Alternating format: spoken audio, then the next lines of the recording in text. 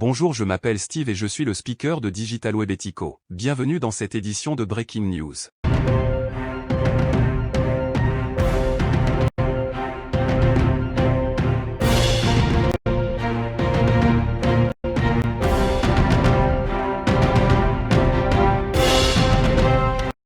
Emmanuel Macron congédie Elisabeth Borne de Matignon pour tenter de relancer son deuxième quinquennat.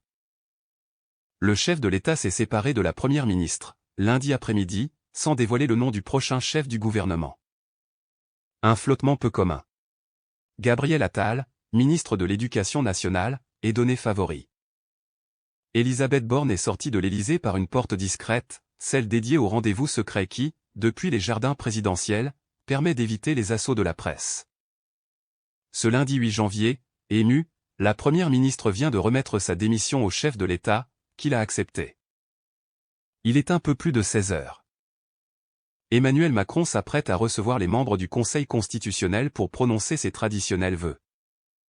Tandis que la désormais ex-chef du gouvernement s'engouffre dans sa berline pour repartir rue de Varennes.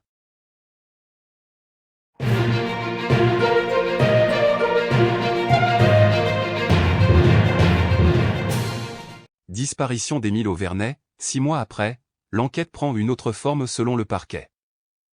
6 mois après la disparition d'Émile, alors âgé de 2 ans et demi, dans un hameau alpin, l'enquête est toujours très active et a pris une autre forme, plus technique, a indiqué le parquet d'Aix-en-Provence ce lundi. Le petit garçon reste introuvable. Où en est l'enquête ? 6 mois après la disparition du petit Émile. Après des opérations de ratissage infructueuses durant l'été et des perquisitions en novembre, l'enquête est toujours très active, elle ne patine pas. Seulement, elle a pris une autre forme, plus technique, puisque l'enquête de terrain n'a pas permis de déterminer pourquoi et comment l'enfant avait disparu, a expliqué à l'AFP le procureur de la République d'Aix-en-Provence.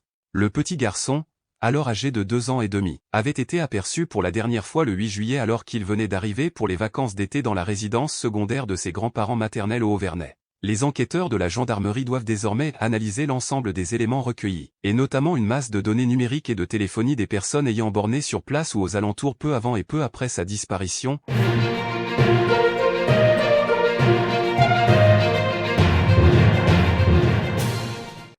Affaire Théo, 7 ans après, le procès de 3 policiers s'ouvre ce mardi devant le tribunal de Bobigny. Un contrôle qui dégénère et qui devient le symbole des violences policières. Il y a 7 ans, l'affaire Théo avait enflammé les banlieues, ému jusqu'au plus haut sommet de l'État. À partir de ce mardi, 3 gardiens de la paix d'Aulnay-sous-Bois sont jugés devant les assises de Bobigny pour l'interpellation violente de Théodore Luaka. Un jeune homme handicapé à vie.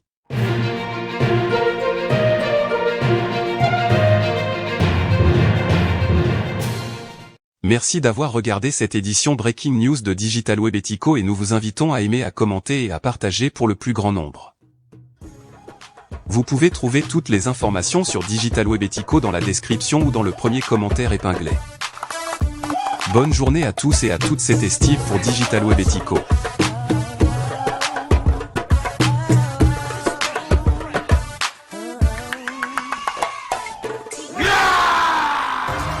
Abonnez-vous et cliquez aussi sur la petite cloche de notification pour ne rien rater de nos prochaines vidéos.